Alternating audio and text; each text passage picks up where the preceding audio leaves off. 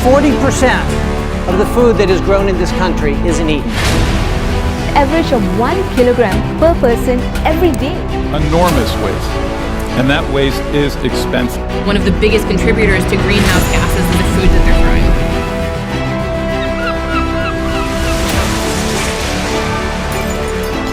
Methane, an atmospheric pollutant far more damaging than CO2. And toxic leachate, a liquid runoff that has to be extensively treated to make it safe. Climate change is real. It is happening right now. Our mission is to divert the organic waste away from landfill. Everyone has the responsibility to our society, to the planet, to make sure that we are all doing well to achieve a sustainable environment. Organic waste sorted at source will be collected and transported to our facility instead of landfilling.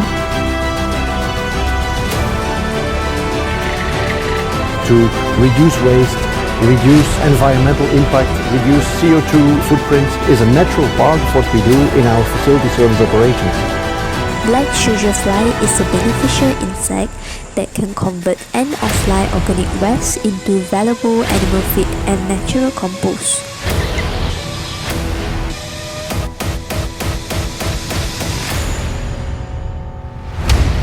Let's warming up, nurture natural.